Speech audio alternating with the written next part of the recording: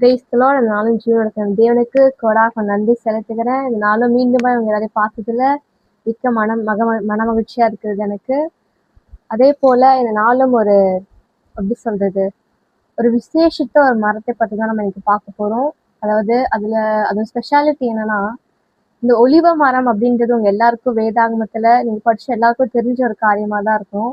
இந்த ஒலிவ மரம்ன்றது அதோட கனியானாலும் சரி, காயானாலும் சரி, இல்லை இலைகளானாலும் சரி, ஒவ்வொரு அதோட இருக்க பாட்டுமே வந்து ஒரு உதவிகரமான ஒரு இதுவா இருக்குது. அதே போல நம் தேவனோட ராஜ்யத்துக்கு நம்ம ஒருத்தருமே ஒரு பெரிய நம்மளால முடிஞ்ச எல்லா விதமான எஃபோர்ட்ஸ் நம்ம போட்டு தேவன் ராஜ்யம் அநேகருக்கு தெரியும்படி நம்ம செய்யணும். நம்ம தேவன் ராஜ்யத்துக்கு ஒரு பயன்படுத்துற பாத்திரமாய் நம்ம ஒருத்தர் இருக்க வேண்டும். அதே போல தேவன் நிச்சயமாய் நம்மளை வழி நடத்துவார்னு நான் விசுவாசிக்கிறேன். அப்படியாப்பட்ட தேவனை நாம் துதிப்போமாக. அபிஷேக ஒலிவ மரம் ஆலயத்தில் நடப்பட்டவன், சமூகத்தில் வாழ்கின்றவன், அன்பையே நம்புபவன். நானும் அபிஷேக ஒலிவ மரம் ஆலயத்தில் நடப்பட்டவன், சமூகத்தில் வாழ்கின்றவன், அன்பையே நம்புபவன். வசனம்தான் பசியாற்றும் உணவு, பிரசனம்தான் தாகம் தீர்க்கும் தண்ணீர். வசனம்தான் பசியாற்றும் உணவு, பிரசனம்தான் தாகம் தீர்க்கும் தண்ணீர். நீரே என் வெளிச்சமும் மீட்புமானீர், நீரே என் ஜீவனின் பலனானீர். நீரே என் வெளிச்சமும் மீட்புமானீர், நீரே என் ஜீவனின் பலனானீர். நானும் அபிஷேக ஒலிவ மரம் ஆலயத்தில் நடப்பட்டவள், சமூகத்தில் வாழ்கின்றவள், அன்பையே நம்புபவள். நானும் அபிஷேக ஒலிவ மரம், என்னை காப்பாற்றும் காவலர் நீரே, அயராது நீர் பாய்ச்சுவீரே. என்னை காப்பாற்றும் காவலர் நீரே, அயராது நீர் பாய்ச்சுவீரே. என் தேவைகள் யாவையும் சந்திப்பவரே, எந்த சேதமும் இன்றி காப்பவரே. என் தேவைகள் யாவையும் சந்திப்பவரே, எந்த சேதமும் இன்றி காப்பவரே. நானும் அபிஷேக ஒலிவ மரம் ஆலயத்தில் நடப்பட்டவன், சமூகத்தில் வாழ்கின்றவன், அன்பையே நம்புபவன்.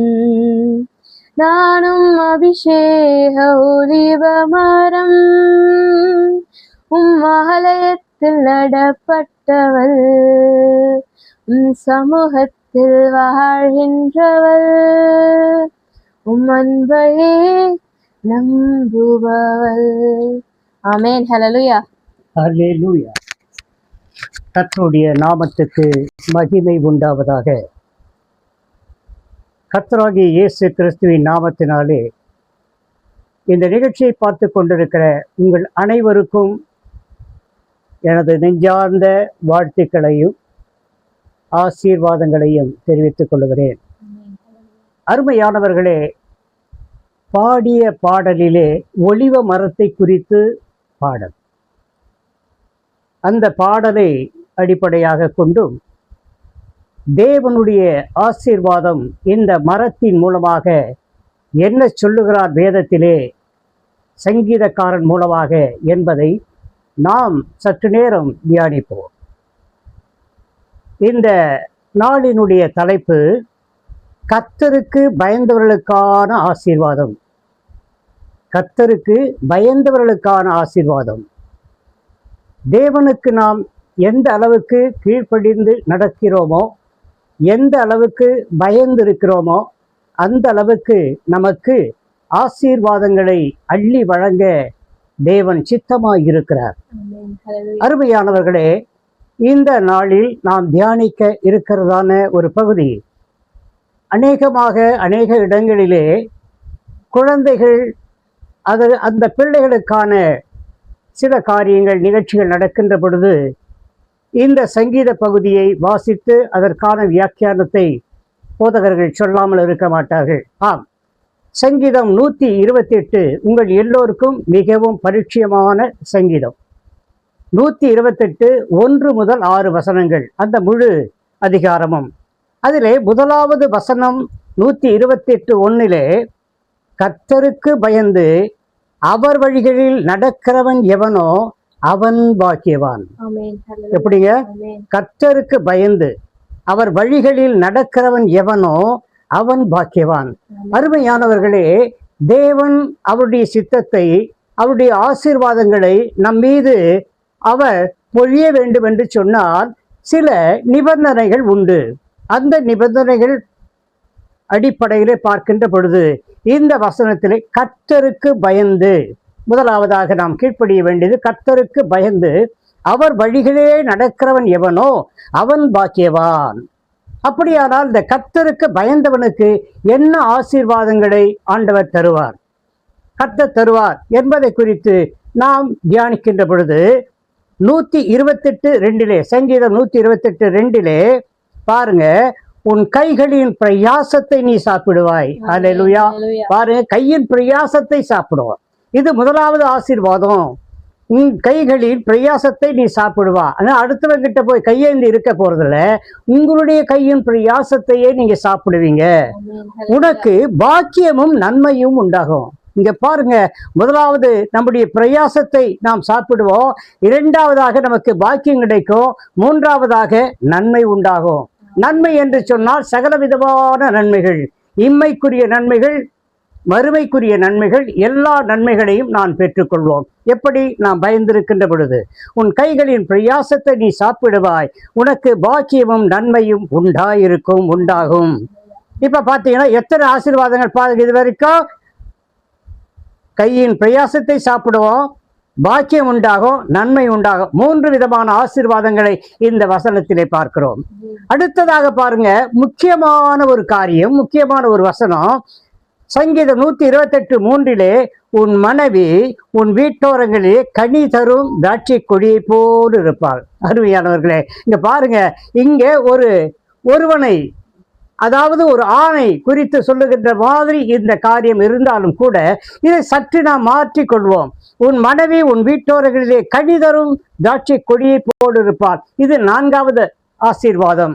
அதே நேரத்தில் இதை கொஞ்சம் மாற்றி சொல்லணும் அப்படின்னா, உன் கணவன் உன் வீட்டோரங்களிலே கனி தரும் திராட்சை கொடியை போல் இருப்பான். அப்படிதான் அது ஆணுக்கு சொல்லப்பட்டதாக இருந்தாலும் கூட இதையே பெண்ணுக்குமாக நாம் மாற்றிக்கொள்ளலாம். ஏன்னு கேட்டா, ஆதியில ஆண்டவர் மனுஷனை படைக்கின்ற பொழுது ஆணும் பெண்ணுமாகத்தான் படைச்சாரு.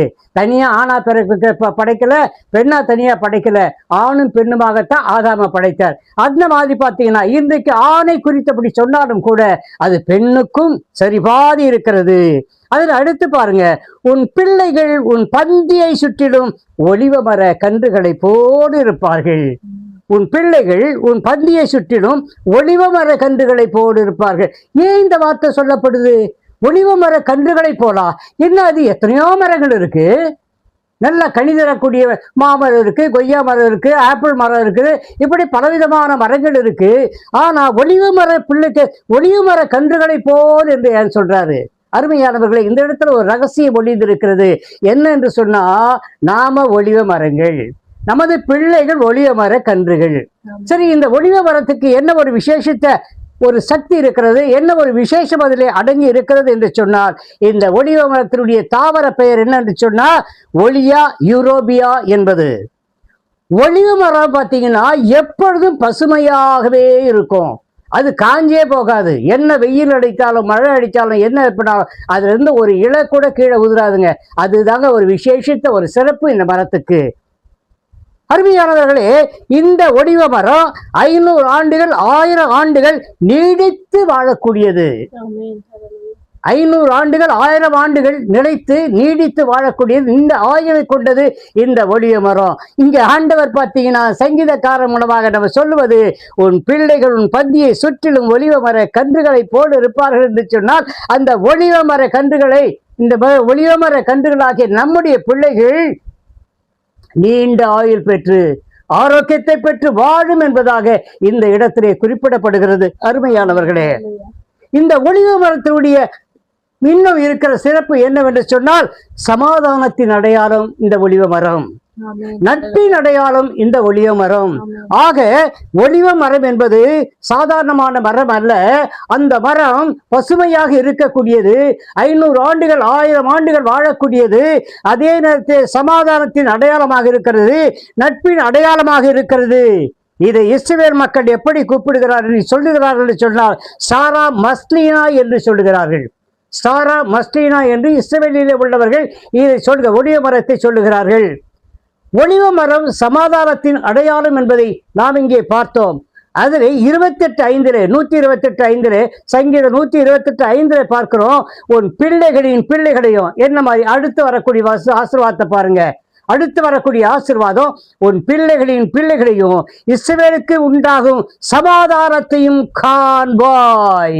ஹல்லேலூயா, ஆமென், ஹல்லேலூயா. ஹல்லேலூயா. பாருங்க, முதல்ல பாத்தீங்கன்னா உன்னுடைய கையின் பிரயாசத்தை சாப்பிடுவா, உனக்கு பாக்கியம் உண்டாகும், நன்மை உண்டாகும். உன் மனைவி வீட்டோர்களிலே கனி தரும் திராட்சை கொடியை போல இருப்பா. உன் பிள்ளைகள் பாத்தீங்கன்னா ஒலிவ மர கன்றுகளை போல இருப்பார்கள். அது மாத்திரமல்ல, இது சமாதானத்தின் அடையாளம், நட்பின் அடையாளம். உன் பிள்ளைகளின் பிள்ளைகளை காண்பாய், இஸ்ரவேலுக்கு உண்டாகும் சமாதானத்தை காண்பாய். ஆக எத்தனை ஆசீர்வாதங்க பாருங்க இந்த ஒலிவ மரத்தை சொல்லி. இதெல்லாம் யாருக்கு கிடைக்கும்? நீ ஒலிவ மரமாய் இருக்க வேண்டுமானால், உன் பிள்ளைகள் ஒலிவ மர கன்றுகளாய் இருக்க வேண்டும் என்று சொன்னால், உன்னுடைய பந்தியை சுற்றிலும் ஒலிவ மர கன்றுகளாய் உன் பிள்ளைகளும் பிள்ளைகளும் இருக்க வேண்டும் என்று சொன்னால், நீ என்ன செய்யணும், என்ன பண்ணணும் நாமான்னு சொன்னா, கர்த்தருக்கு பயந்து அவருடைய வழிகளிலே நடக்க வேண்டும். அதுதான் முதலாவது வசனம்.